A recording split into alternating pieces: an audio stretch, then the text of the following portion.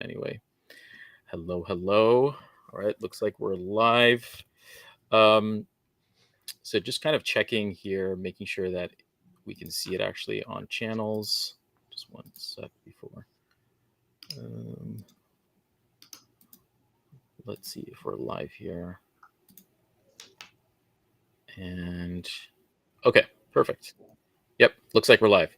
So let's get this show on the road.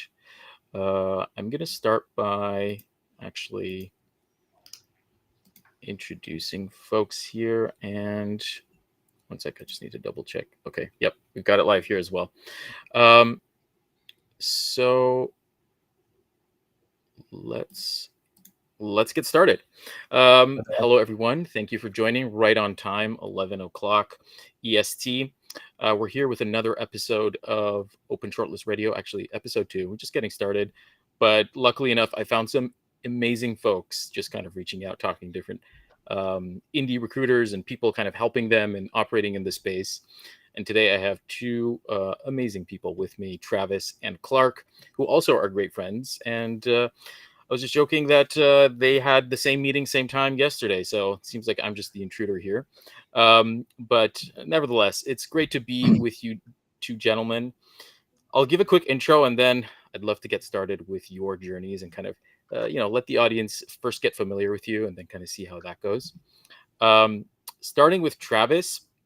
Travis is a SaaS sales VP turned 7-figure recruiting agency founder and book author, and yet one of the most pleasant recruiters I've spoken to recently. A true indie aspiration is what I call Travis. And Clark, not just your average agency owner, but a well-respected recruiting coach and LinkedIn marketing expert and host of the Digital Recruiter podcast. I call him a recruiter maker. Thank you, Travis and Clark, for joining the radio today. I'm going to start with Travis.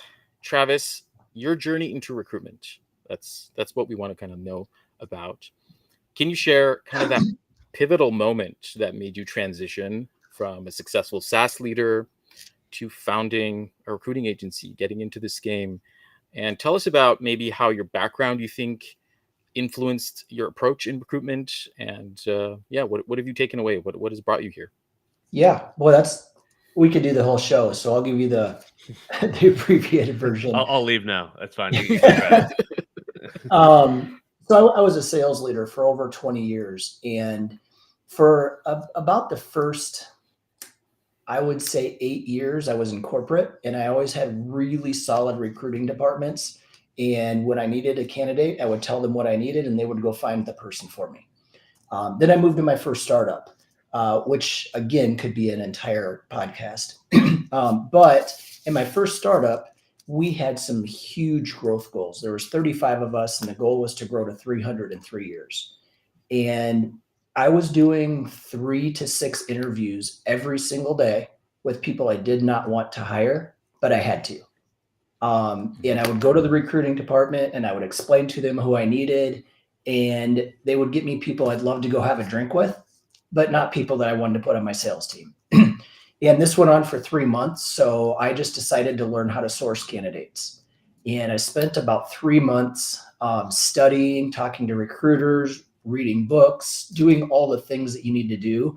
And fast forward from 6 months after I started to 3 years later, we had 600 people in the building instead of 35, instead of 300. I personally had sourced about 250 of those, and we ended up going IPO. We sold for 3.5 billion. It was my first startup, and I thought, wow, that's startup life. We all know they don't all go that way. So that's how I started into recruiting. As my career kept going and I was, leading sales teams, I would always have people reach out and say, hey, I'm looking for this person. Can you help me out? Do you know someone? And so it just normal giving the connections. And then about 8 years ago, I had that aha moment. I had helped a couple of startup founders kind of build out their sales organization, build out their process. And when we were done, I helped them hire 2 salespeople and a director of sales. I'm driving home and I had this thought, but I could have asked them to pay me for that, and they probably would have. And that was kind of that aha moment. And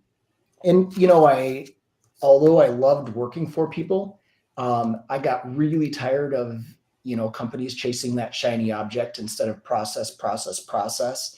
And so on the side, I just did a side hustle and started doing recruiting and helping place people. And I realized after a short amount of time that I couldn't afford to continue, working for someone. And that's the super short version. But that's kind of how it all started. And 8 years later, here we are.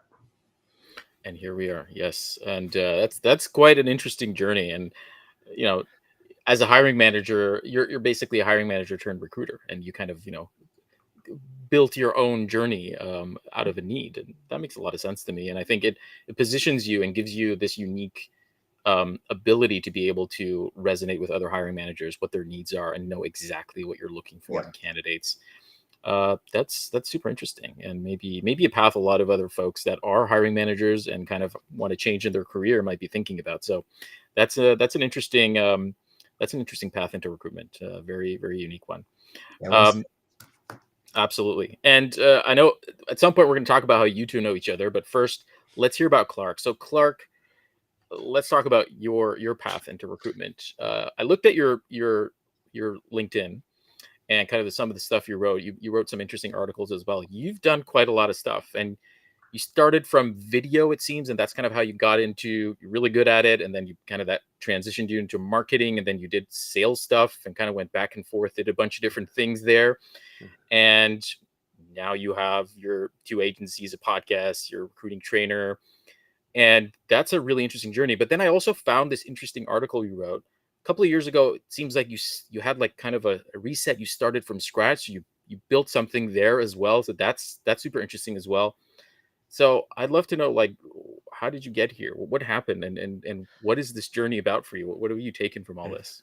Well, how did I get here? I'm still trying to figure that out. So I don't know if we'll find that answer on the time that we have. But you're right. For the longest time, and I still kind of consider I'm a career misfit.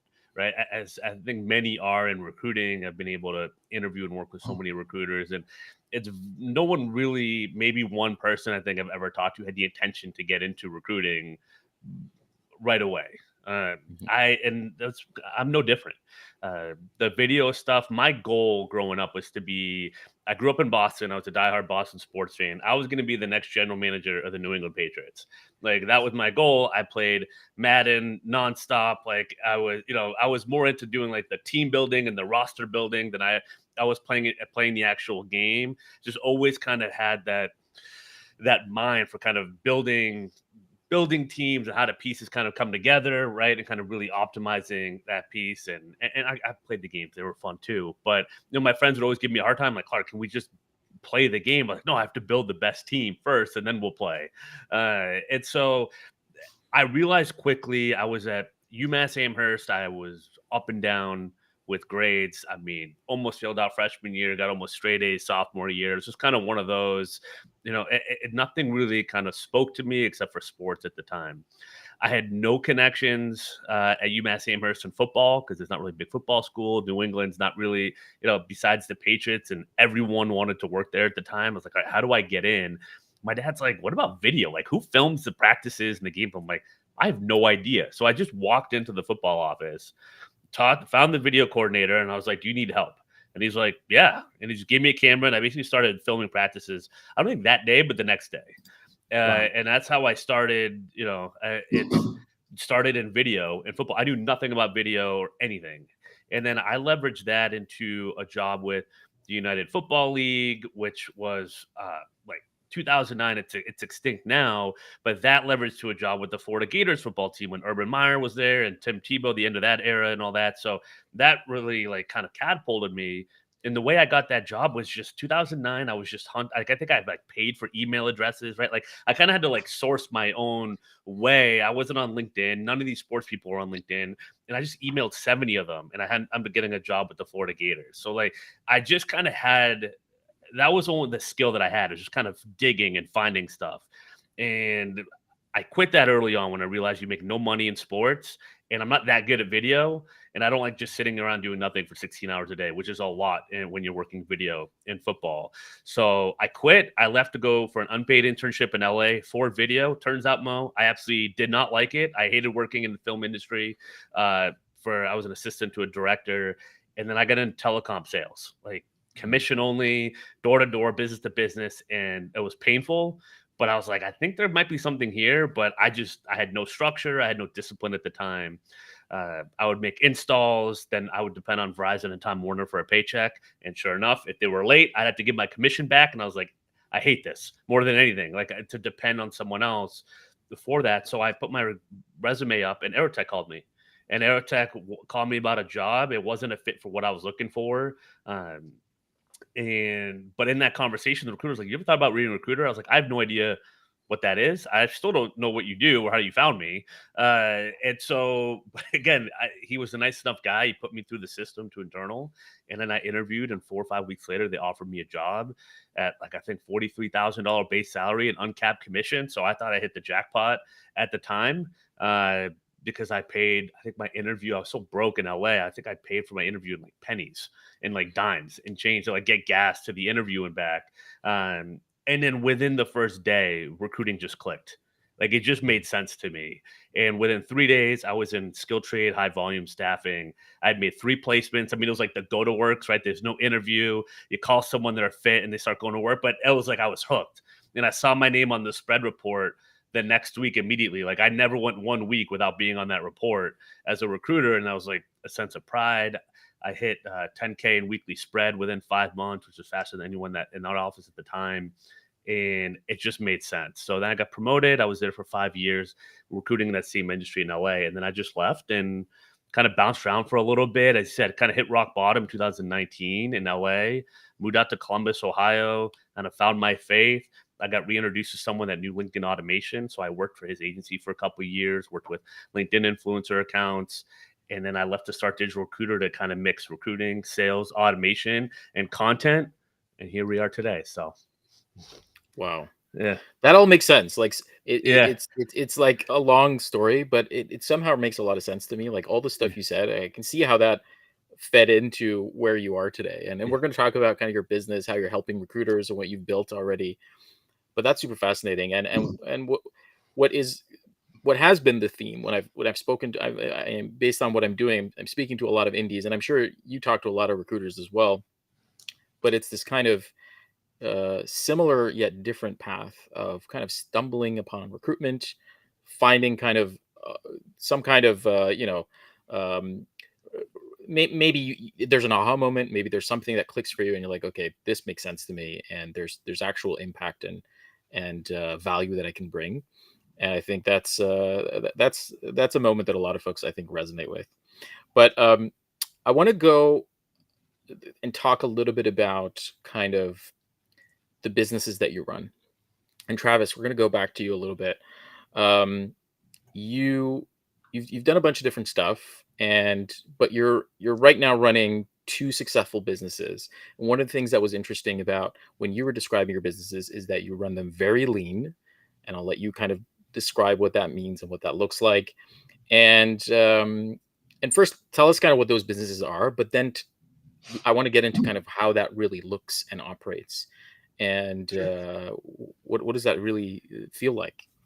Yeah, absolutely. So, the first business that we started 8 years ago is GSD Coaching Recruiting. And I mean, that's what we do. We do sales recruiting for SaaS startups. And we've tried to be very, very specific and stay in that niche. Occasionally we go out, but that's where the focus is. I mean, that's where my, 20,000 plus followers are in that space. And so that just makes a lot of sense. So that's our first business. There's 2 of us running the business. Myself and my wife, we're both the co-founders, and we have never hired any employees. We don't have any employees on board. We're doing 7 figures a year, and it's because of a process. We follow the process. We've love to tell you it was just really easy from the start, and we figured it right out. But from the start, I was doing what most founders do. We were working, from the time we woke up to the time we go to bed. And when we were in bed, we had a notepad there where we'd write down ideas when we weren't sleeping about how we needed to do things, stressed, you know, the whole thing. And we kind of progressed as we would have these whiteboard sessions, and we would go through and we would think about all the things we're doing, and out of all those things, what is a must, it has to happen or the business fails. What are things that seem pretty important, and then the category of why are you doing these things. And we went through several iterations of that. Then we broke it down to what do you love doing and what are you great at, what are you not great at, and what don't you love doing. And we broke that out, and it turns out Angie, my wife, is really good at the things that I'm not good at. And she loves doing the things that I don't love doing, and vice versa.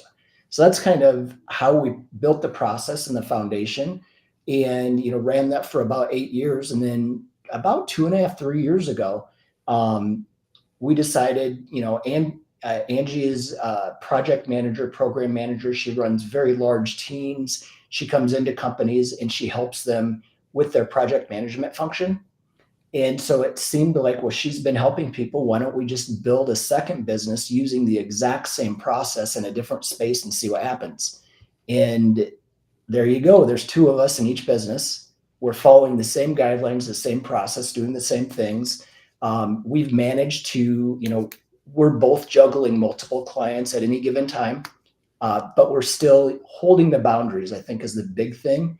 We're not working 40 hours a day. We're just very efficient in the time that we work. And so those are kind of our two businesses and how they work together. I would say, when I say no employees, anybody listening to this that doesn't understand the behind the scenes wouldn't think that that's possible.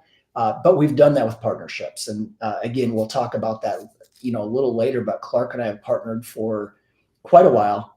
And, you know, we've found a way where you can find somebody who's passionate about what they're doing and really good at what they're doing, but not have to hire them. And they don't want to be hired. They just want to partner with you when the time is right. And so that's kind of how we manage our business.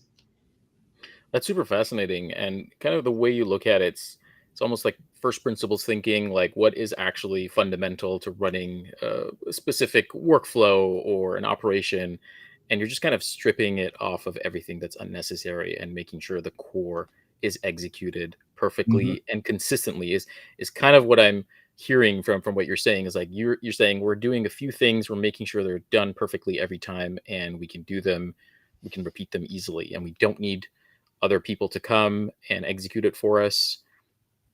And I guess Yes. the reason motivation behind that is because maybe you don't want to manage people, or you feel like the business runs better this way. What's the mentality behind, okay, I don't want to grow an in-house team and I'd rather kind of do partnerships and what's the thinking behind Yeah, that? I think it's because, you know, I managed sales teams for over 20 years.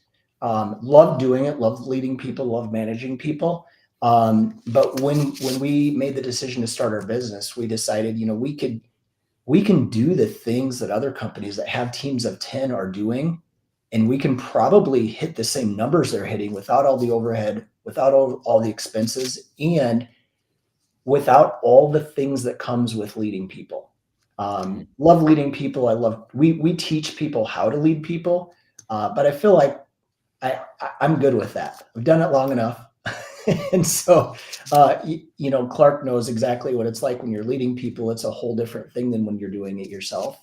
I Mhm. would also say, you know, we have a process and a system that we follow, but we also are flexible enough to know that times change, especially these last few years. And you have to be able to, you know, sometimes go down a different path, and you have to take a detour, and you have to be okay doing that. Okay. No, that makes a lot of sense. And I think that kind of outlook towards business is something that is, I wouldn't say it's counterintuitive to recruiting, because we're kind of helping people build teams and grow that. But Yep. it's all, but I also like what what it represents, which is you're trying to look at what is the actual job that needs to get done and what is the most efficient way to do it. And then you're saying, okay, even if I need something done that I don't have the capacity to do right now for whatever reason, bandwidth, or maybe expertise, whatever that is. You're saying partnerships make a lot more sense. So it's just like you still have that team, but it's your mode of interaction with them is different. They're not, you don't have an employee employer relationship. It's a partnership, and that's actually quite an interesting way of looking at expanding your organization. So I like that. That makes a lot of sense. Yeah. Thanks, Mo. All right, so I'm gonna go to Clark. Clark, you do a bunch of stuff, man, like a lot of stuff. So give us like a little summary first, so we understand what are the different things you do. Yeah. And tell us a little bit about your business philosophy, kind of how you run things. Is it similar to Travis, or do you have a different way of doing things? And yeah, I'd love to learn kind of how things go for you. Absolutely. Well, I think Travis and I are definitely like-minded, and they share a very similar vision of, I think, how to approach recruiting and sales. We just have different journeys in getting there. So, of course, the way we kind of, get there sometimes can be a little bit different, but a ton of similarities. And I think you know that the concepts are almost always going to be the same, right? And then it's just a matter of execution, which I know we'll talk about our partnership between our firms, but it just takes work to kind of get there. I mean, I'll kind of go into explain, but yeah, to kind of what Travis was saying, like it's just about that execution is what matters, and there's just different ways to get there with teams or without teams. So, but as far as digital recruiter, the vision for me was when I did nothing on LinkedIn when I was at Aerotech. It was all calls, cold calls. I don't really call candidate calls cold calls because it's not, because you're offering a free service. It doesn't count as a cold call to me. But cold calls when I was in sales, calling candidates, trying to place them, doing some emails, but really just walking into facilities when I was trying to get business with resume references in hand of, for us, our top skill sets for mechanics, and trying to close, right? The old school NPC approach. Kind of taking that, and I knew I had kind of the relationship piece. I got a world-class rating from my clients, like the NPS score, then a promoter score. I did high spread as a recruiter, had promoted a bunch of recruiters that I trained, so knew that the skills were there. But then I learned about automation. I'm like, that was always the hardest part, is how do I manage, how do I fulfill current business, get more market share for my current clients, and get new business, and can convince people, recruiters on my team, to work on that new business. And again, salaried, commission, they could kind of pick and choose what they're working on, but my paycheck depended on it. I was like, that's like the off. So it was just like, how do you juggle all these things at once? And I have a ton of respect for managers at the big firms that do it all and hit their numbers year after year. It's not easy at the big firms. But then when I saw automation, I was like, wait, I can automate my connections. And every single day, I don't have to worry about that piece. That frees up other time. And so I was like, every recruiter needs to know about this. That was like literally my thought. I was pretty naive at the time, but it's like every recruiter kind of does know about it, right? It's a double-edged sword with automation. And so we were having a ton of success booking calls at the agency 2020, 2021. But then what happens? It gets saturated. And so digital recruiter definitely evolved into like, get automation going, get the profile going, get the connections, right? Try to get outbound, try to get that dialed in. And then I had the vision of like, I had posted some content before on, like, I've done some Facebook, and I grew a little bit of an audience there. I was like, so I know it works. So I just started posting about everything I knew about sales and automation. And it attracted people, and I got to meet people like Travis and everything else. And then the content, people are like, how are you getting content created like this? And so then I started teaching that, because I saw the evolution of automation was everyone could sign up for a tool for $100 a month. So everyone's going to get spam. So how do you stand out? Content. So really that 1-2 punch is the top of funnel foundation that the digital recruiter is all about. Like, get your connections automated every day, get your content out every day, and you're at least going to have momentum. You're not going to have a lack of marketing. So you're not going to be on this roller coaster of, I need referrals, but how do you predict when referrals are going to come, right? Or anything else. It's like, you control your top of funnel. And if you can, chunk that down to 15, 30 minutes a day, you got the rest of the 8 hours to actually get on meetings, to do your follow-ups and all that without sacrificing, right? Recruiting and sales becomes an and not an either or, right? I do recruiting or sales. No, it's like you can do sales and recruiting 24/7 in this day and age. So that's what we started really teaching.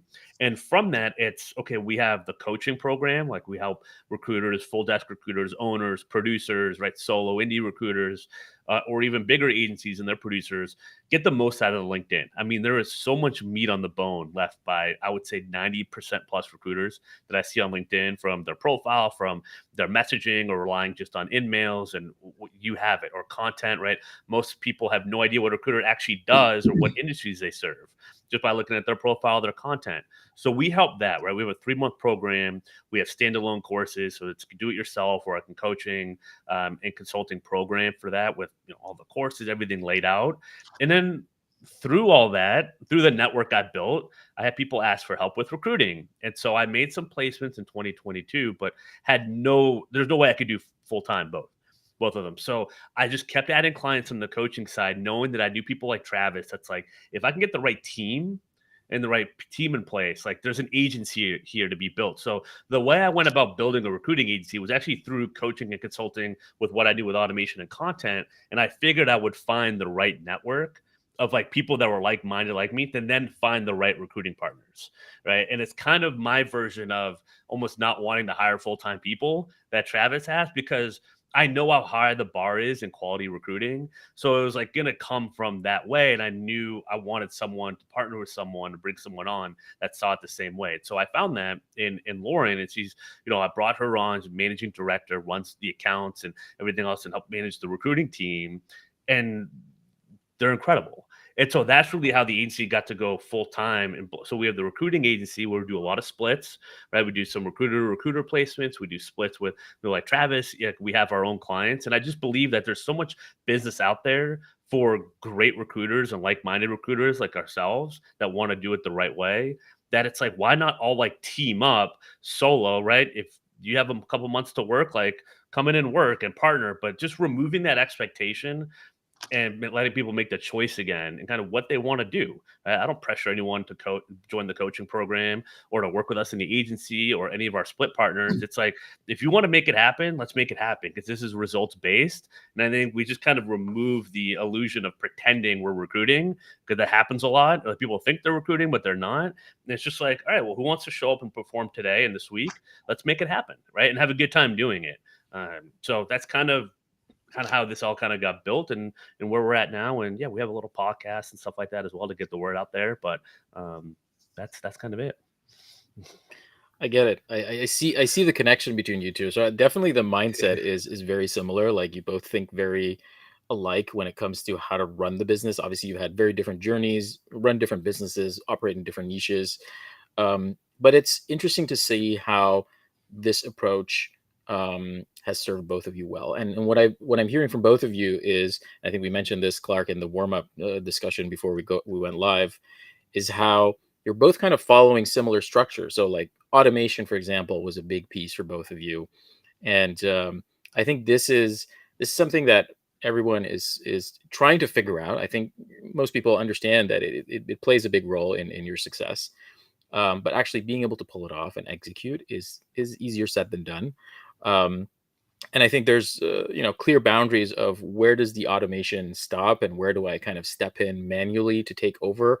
Where do I kind of customize and personalize the outreach, and what kind of audiences respond to what kind of messaging? So there's like so many things to learn and experiment. And so I think that's where I see a lot of similarity between how you both operate.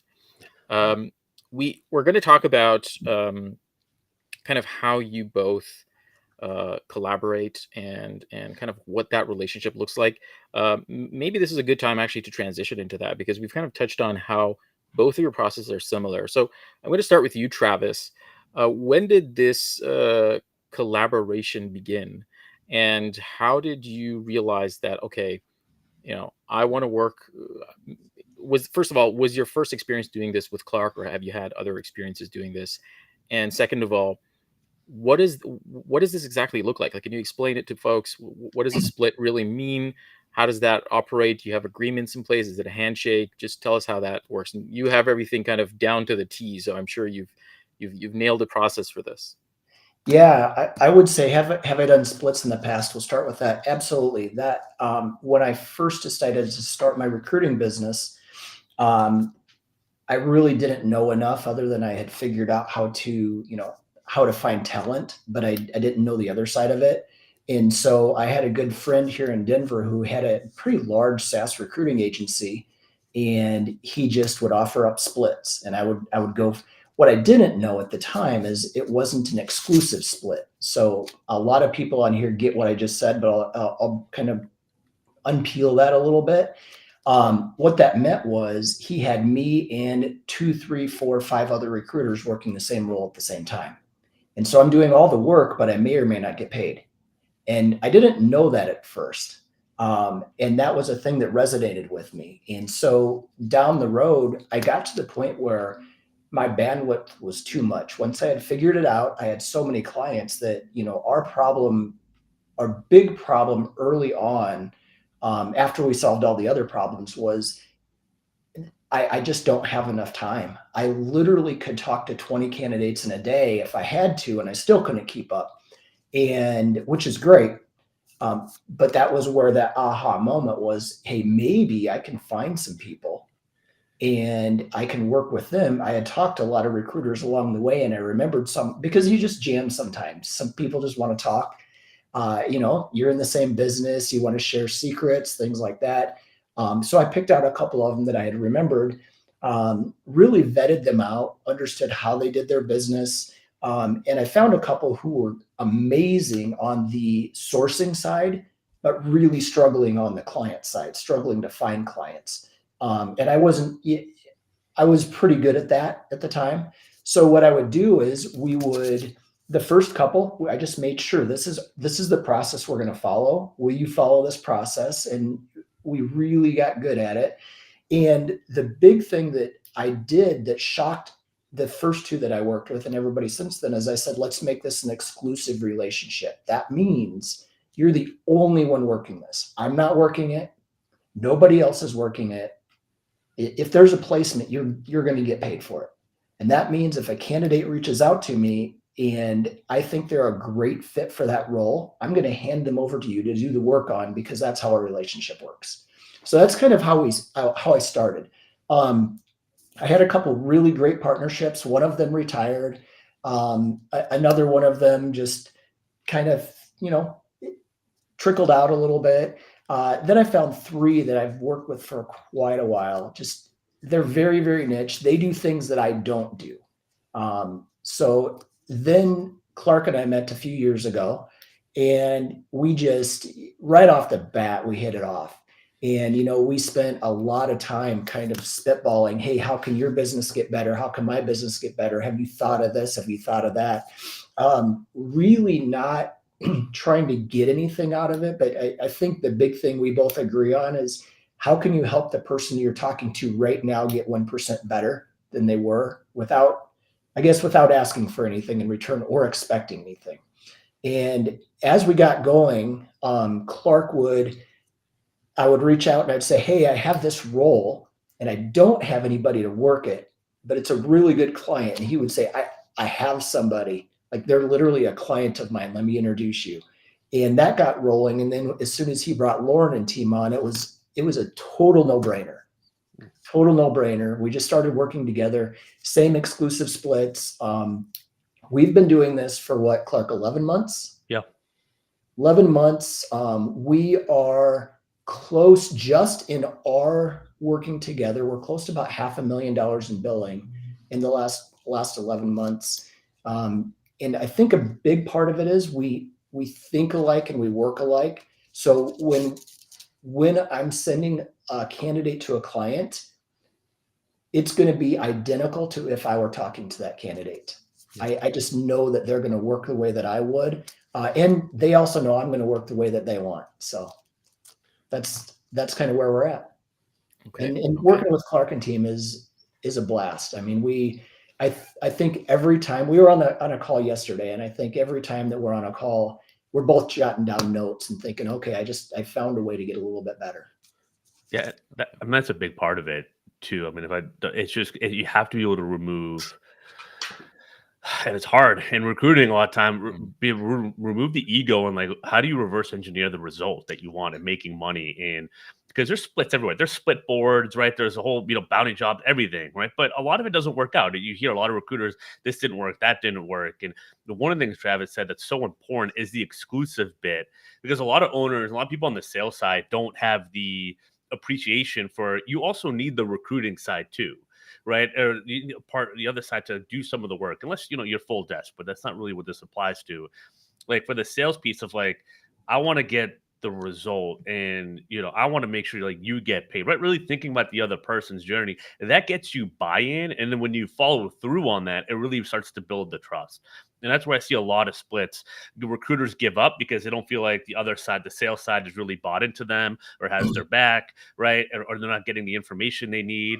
And it's not easy in recruiting, right? You have to fight for placements and the communication. It's hard to do, but Travis really set that tone early. So I just thought, like, man, if I could just get the right team, Travis is the one thinking about splits the right way. We tried a couple different things and a split rec board and everything else. And that's why I said earlier, like, you really got to just, people have to reveal themselves as great split partners, right? You can kind of try it out for a few weeks. I think I told Travis, like, early on, I was like, you're going to be impressed, because like no one is more on top of it than Lauren is. And that's half the battle in recruiting, is just being on top of it. And then we can kind of figure out how to kind of get stuff through the finish line. And then we just kind of kept building, right? 1 turned into 2, turned into 5, and then 10 placements. It's like, but you have to have that patience. You have to have the runway, honestly, right? I mean, if you're really needing to pay the bills yesterday, it's probably not for you to build splits and partnership like just right now, right, Travis? Like, it's just like, Yeah. you have to be able to give yourself a couple months to really figure it out and see get paid, but like,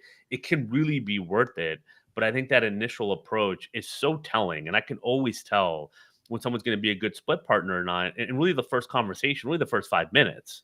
It doesn't mean we can't try, but like, typically people reveal themselves in a week.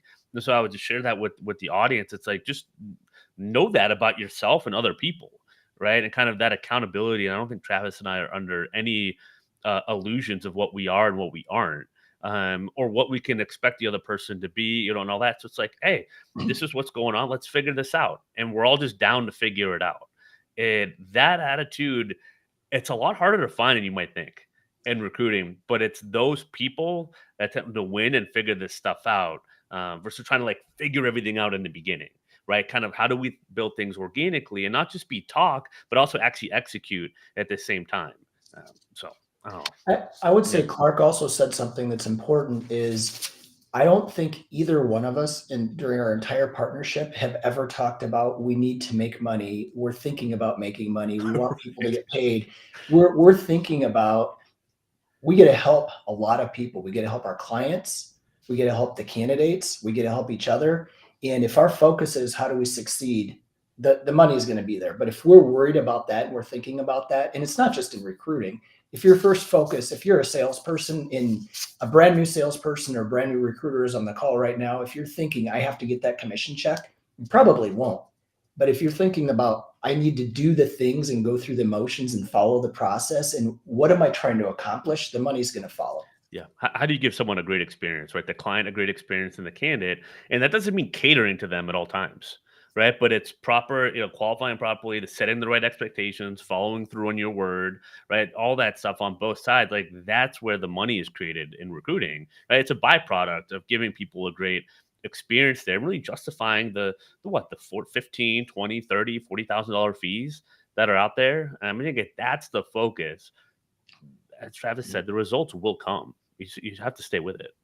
Yeah, they will. And the one final thing I'll say is, with our partnership specifically, and anyone else I'm working with, I don't assume that Clark and Lauren are going to want to take one of the roles. Once I have a client, I send it over and I say, this is what I have. This is what I know. What do you think? And so they don't take everyone. They take the ones that make the most sense to them. Yeah. And I think that's the way. And again, when you're saying, why don't you have employees? I would probably have to tell my employee, no, you have to take that role. You're working it whether you want to or not. Whereas here we have the opportunity. We put the best person who feels like working the role. Right. You get a motivated recruiter because of that. Right. And you're getting that, which, especially when you're virtual and not in office, is huge, right? You have to think of what's the incentive for the other person, right? And have that make sense. And like Travis knows that about us, and we know that, vice versa, and it's huge.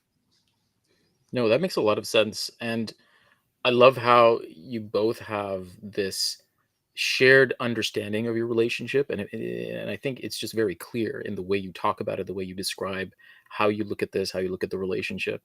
Um, and I'm wondering, when you're, for example, dealing with a client, and let's say you're doing a split role, what does that relationship look like? For example, just for the sake of this example, Travis, you have a client and the hiring manager, working directly. How does a candidate from Clark get presented? Does Clark do that, or is there like a conversation between you two happening before, and then there's like a handoff? How do you set this up? What is that level of engagement between you and your clients and candidates, and how your teams play a role there, or your process? Boy, well, I get asked that question all the time. So I think I'll tell you how it works most of the time. Most of the time, I'm myself and Angie are client facing, right? Mhm. And so we've built the relationship with the client. We've met them somewhere, probably face to face, or they're a referral or whatever. And we might get into that. But again, all of my clients come from partnerships. And so as I'm building the relationship with the client, it probably isn't going to make a lot of sense to say, okay, great, we're running with it. Oh, by the way, somebody else is going to be talking to you. Now, if it's a role that I'm not familiar with, not interested in, then I'll probably bring Lauren in ahead of time, and she'll be part of that initial conversation, and they'll understand what that looks like. My team and I are working the sales role, and Lauren and her team are working this thing over here that's very niche.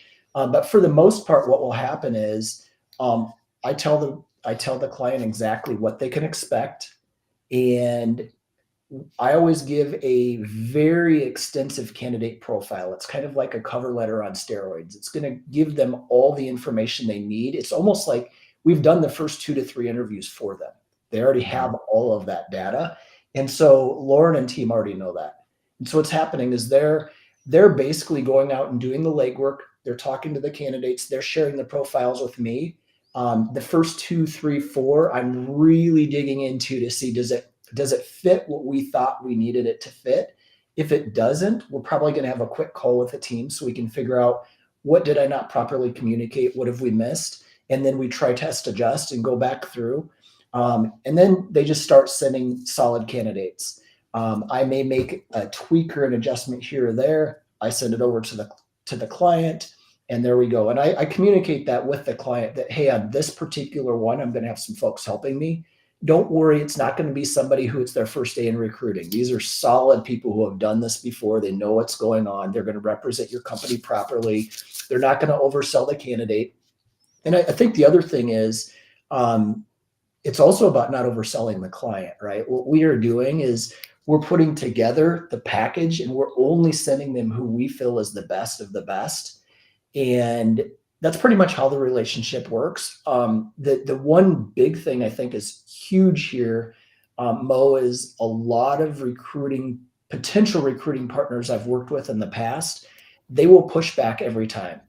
They'll send in this candidate, and somebody will say no, and they'll go, they're the best one. But then it happens every time. It's like the boy who cried wolf. We don't do that unless we thoroughly know that this is the best one. We might push back on occasion. And Clark's team's the same. Like if I say no, they're going to just ask, why is it a no? And they go fix it, and we move on, and they don't argue it. And Make it so, make sense. yeah, it's a no brainer, but Yeah. so many people don't do it that way. And Mhm. what does this look like from your point of view, Clark? Like, tell me what happens when Travis reaches out to your team. What happens after that? How do you take it from there and get to a successful placement? Yeah, well, I mean, I think, again, I mean, we've talked about Lauren, the managing partner. She does amazing work and kind of with the communication, talking to Travis, identifying what needs to kind of happen. Right. I mean, I helped set up the initial process with Travis, but I haven't had to run much with it because they're amazing. And her and our team of recruiters they work like crazy. And we have systems where we don't lack the confidence to get candidates, right? To source, get replies, get people on the phone and figure out the role and calibrate it, right? To Travis's point, there's a huge confidence that we can do that. That's why we can hear a no, again, as long as it makes sense, right? And we're trying to reduce that, but it's never going to be 100%.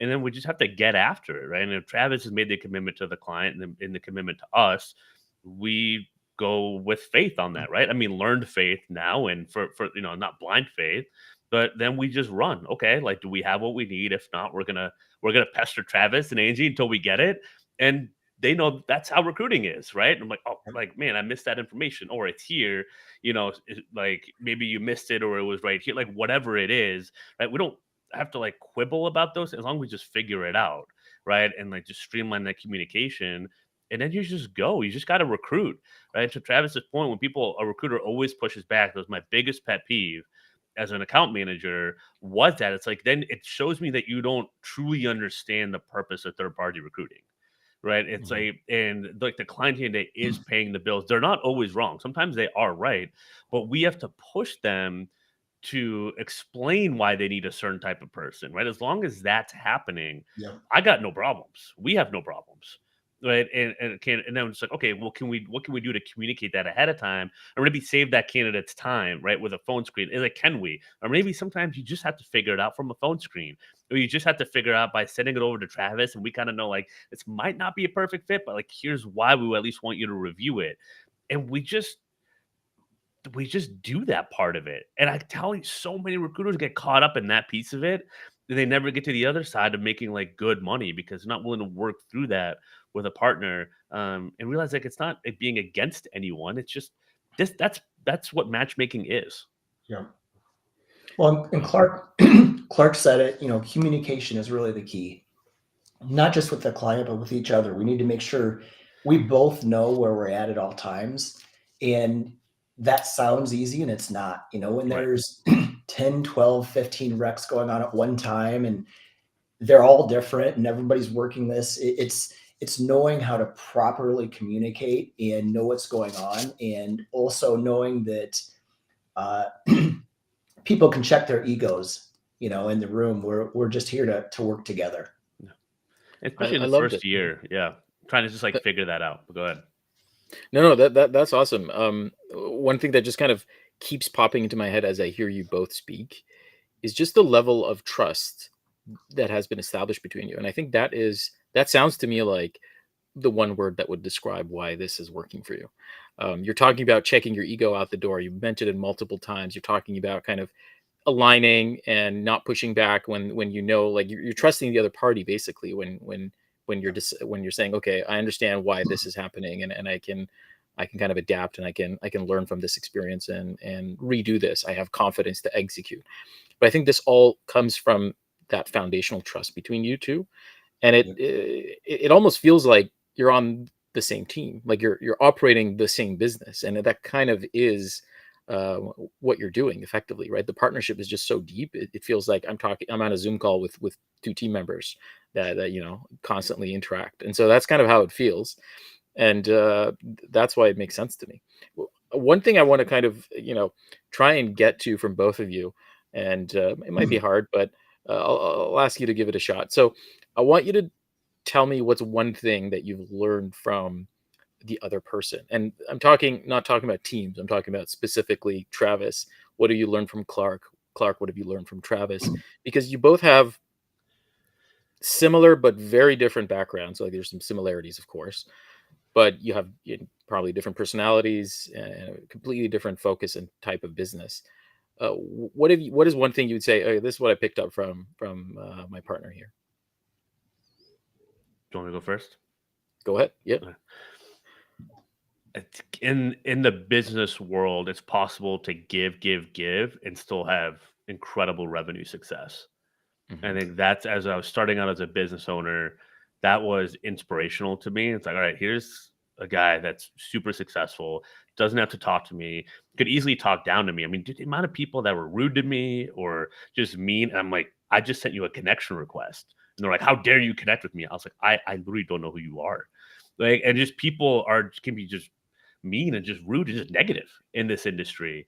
And I think Travis is always trying to be super positive, but he's really successful at the same time. So it's like, all right, you can have a good time, a good attitude, network, give to give, and still be really successful. And that was just inspirational as I was trying to make my first dollars as an entrepreneur. And just like, okay, I can attain, I can get there. And it doesn't have to be this annoying grind that seems to be talked about all the time. Like you can have a good time, run good systems, be lean, and have a great life. And that was very Yep. inspirational to me. And I've just seen that. And then I get to actually see him live that like hands on, right? The last 11 months, like partnering together. And it's everything that like the first impression held true 3 years later. So definitely inspiring on my end. Nice.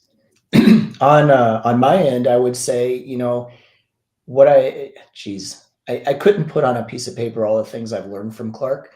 But I would say the biggest thing is he's always thinking of better ways, better processes.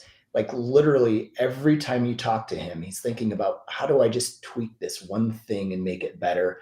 And that's why he has so many different things going on because his mind's always thinking about what can I build next? How can I do this? But also very, very process driven.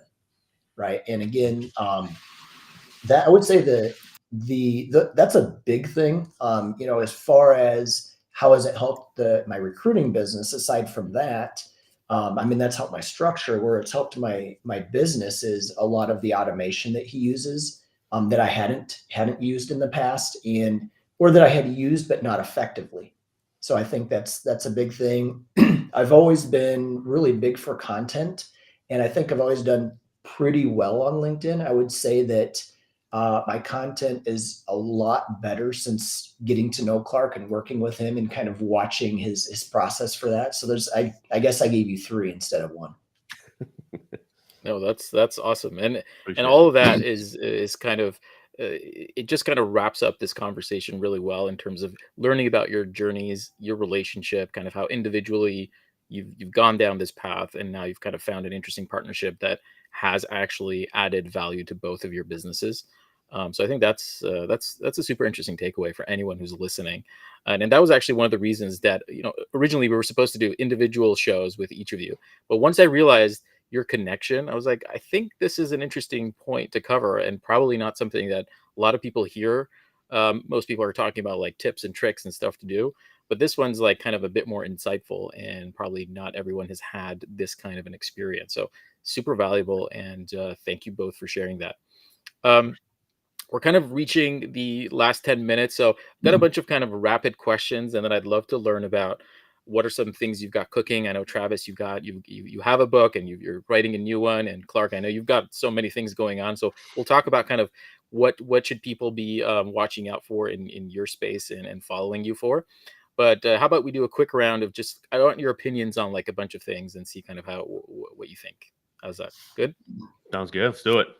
Sounds All right. good. So first point, um, you talk a lot about automation and building process. What is one tool that you can't live without in your daily work? What's one thing that you think I can't operate without this? It can't be LinkedIn. So, uh, Clark, you go first.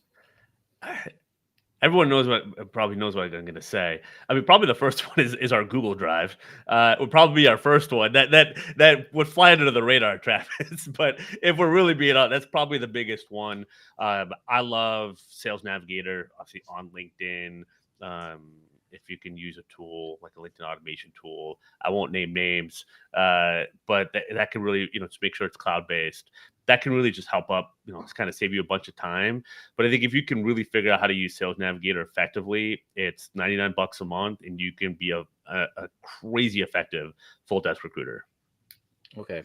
And when you say your Google Drive, is that like specific content and playbooks you have there? What do you got there? That's now you've got me intrigued. Now I we think want to know what what's on there. all our people, right? All our All your people. forms, everything else, kind of how we interact, and it makes. But yeah, there's content. Our from the coaching side, all our stuff's on there. From our marketing agency, right? Video clips and all that stuff can kind of be there to like workbooks for clients, but also like the recruiting agency as well. So I mean, when we say we keep it lean, we keep it lean.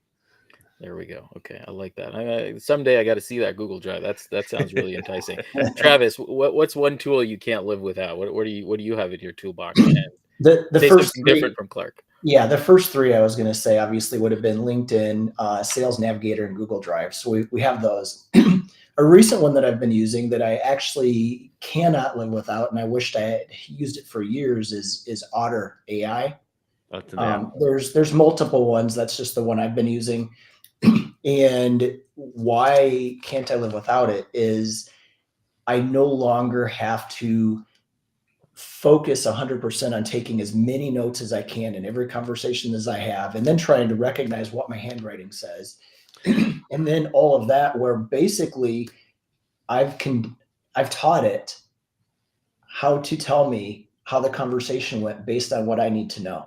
So now 5 minutes after the conversation's done, I get the notes. There they are. I have everything that I need. I know all the highlights of the conversation, and it's a game changer. And I mean, it's not very costly, and it's not the only one out there. It's probably not, I don't even know if it's the best, but it was old school. Here I am on my iPad writing down notes, and then trying to translate all of those. And now it's just literally, it's all right there. So I think that's a big one. Okay. Let's cover one more, and then we also have an audience question before we wrap it up. But in terms of and kind of our audience and our focus is mainly around independent recruiters or small boutique firms. What do you think is currently the biggest challenge folks are dealing with? You interact with a lot of them. You're also one of them. So what do you think is the biggest challenge? Let's call this the industry of independent recruiters are facing today, and how do you think folks can overcome this? And this could be for folks that are maybe new to recruiting or new to setting up this business, or they've been doing it for a while and they're just kind of maybe struggling in an area. What do you think is the biggest challenge they're facing today? And I'll start with you, Clark. Oh, Travis, go ahead. You had something. Yeah. No, well, you have one. I think I know what you're going to go with. So you go. Go, All Travis. Right. I would say the fact that there's too much noise out there. So there's so many recruiters and independent recruiters, especially because, as we all know, unfortunately, usually the first to go is the recruiting department. If somebody has to get laid off, and they've gotten tired of this over and over, so they've started their own business. And there's automation, there's AI out there. And so there's so much noise that imagine being a potential client, and we already know what our inboxes look like right now, and most of it's junk since we've been having this conversation. And how can they set themselves apart from all the other junk that's going in the inboxes from potential clients? Because they're getting 10, 15 of those messages a day. So I think it's competing, I guess, in all the noise.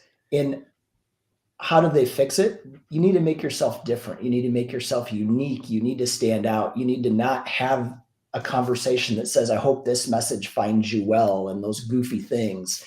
You need to stand out. And you need to also realize, if everybody is just going on and on the job sites to find out who's hiring and going after those hiring managers, that's what everybody's doing. You need to find a different way.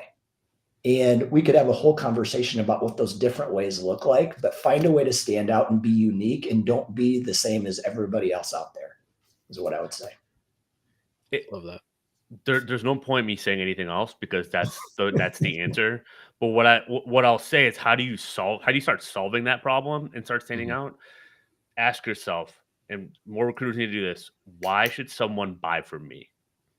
That's what you need. Like, that's how you answer the question. Is it something about your systems, your processes? Is it your industry expertise? Is it, have you done it before? If you're new to recruiting and you're getting in, like, why are you getting into recruiting, right? Like, why should someone write a $30,000 placement fee check to you versus doing it on their own, right? Because they can use automation tools, they can post on LinkedIn, and they're internal. Candidates are going to be happier to go to them directly and cut out the middle person. Right. And so why should someone justify giving you a placement fee over and over and over again? I think if you start to answer that question, then you can start standing out from the noise. I love that. And is that something you're helping recruiters with your coaching? Yes, helping, making them feel bad about. I don't know. Hopefully, not too much of that. But like, it's such. It's the biggest thing. Why can't I get clients? Why are people ghosting Mhm, me? Because you haven't justified a fee. It's the harsh, harsh truth.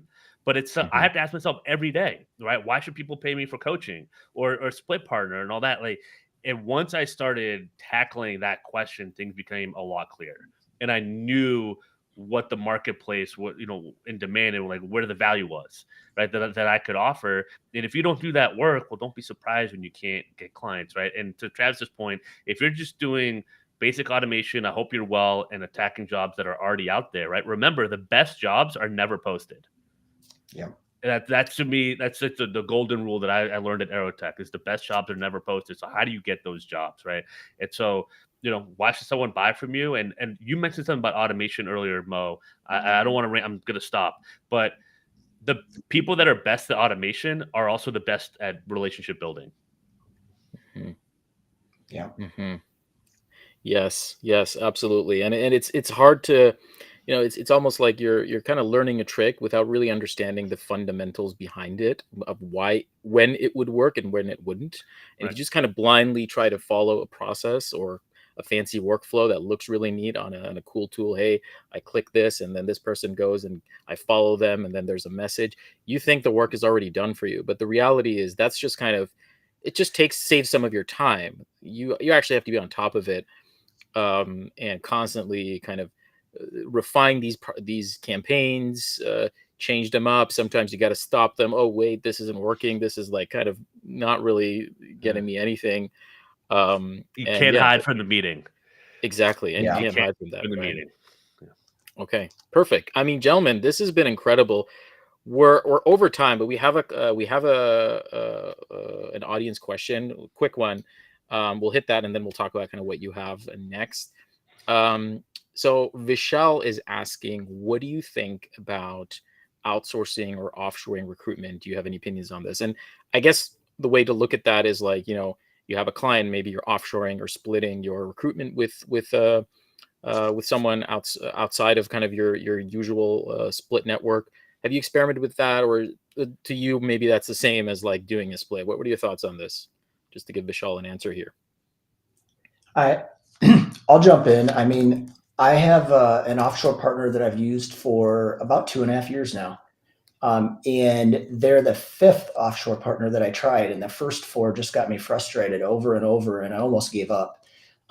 But these guys are really good because they understand what I need because we've worked together, similar to the relationship with Clark and I. So, if I have the bandwidth to work X amount of roles, but I don't necessarily always have the bandwidth to be sourcing, even with automation, um, these folks will help me go find somebody, get them to raise their hand and introduce them to me. And Mhm. it's a great resource, but it takes a lot of time to find the right resource that does things the right way that you can really count on as a partner.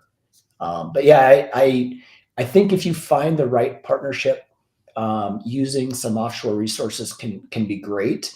But again, I don't look at it as onshore and offshore. I really look at it as let's find the right partner where we can work together well. Okay, perfect. Perfect. And that is kind of the end of all the content we had. However, last but not least, I'd love to know what you've got going on. What should folks be tuning into and expect from you coming up, or maybe something you've got cooking? Clark, I'll start with you, and then we'll go to Travis. Yeah, well, I mean, I got a great episode of the Digital Recruiter podcast coming out, I think tonight or tomorrow with Pete Tomasco, who's an agency owner. He was homeless for 10 years. He has a crazy story. And we did almost a 2 hour recording, an hour that was kind of just our personal stories. Definitely check that out and subscribe to some cool interviews there. Got the recruiting agency rolling. We have kind of limited enrollment for the summer for our group, for our coaching program, kind of one-on-one consulting.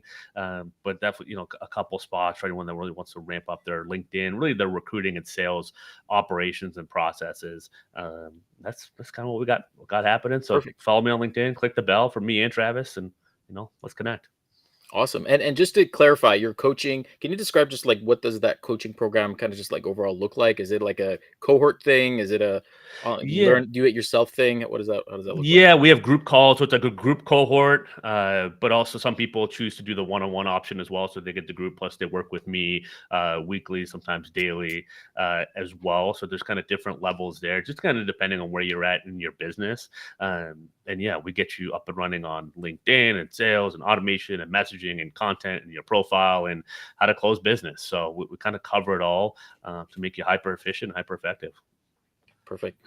Travis, I'll leave it to you to end. I definitely want to hear about your books. So tell the others about that or anything else you've got going on. Yeah, you can probably see my book right in the background, You of All People. It was my first book, and it's really about my journey into this. It kind of goes through the journey of being a VP of sales and how that, with that, along with running a full-time business, along with suddenly having no job and not having a business when COVID hit.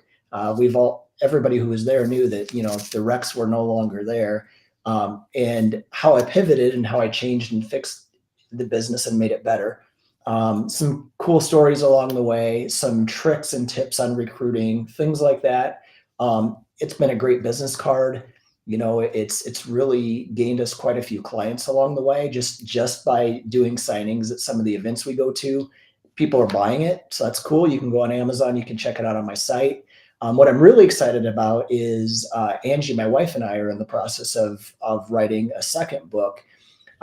No title yet, but it's basically how, as dualpreneurs, what the processes and systems we are using that can be used in any business, because our businesses are totally different and the companies we used to work for and the roles we had were totally different, but how you can use the foundation, the fundamentals, and the processes to build something like that. And whether you're doing it alone or whether you're a CEO of a 500,000 person company, there's still processes that if you follow that will help you get better. And so I'm really excited about that one. That's not going to be until after the first of the year. We just started it. There's a process to it, but it's going to be pretty cool. And everybody, like Clark said, if you're not already connected with us on LinkedIn, please do. We have a lot of fun stuff to share, and we'd love to see what you guys have to offer as well. Mm-hmm. Absolutely. Thank you both, Clark and Travis. You've been stellar guests on the show, and I would love to have more of these conversations. I appreciate your time, and I'm sure I learned a lot. It was just fascinating to hear both of your stories and kind of how it also kind of ties in together. And I'm sure folks listening to this will appreciate that as well. And hope to have you back someday. Have a great rest of your day. Thanks, Mo. Appreciate you. Easy.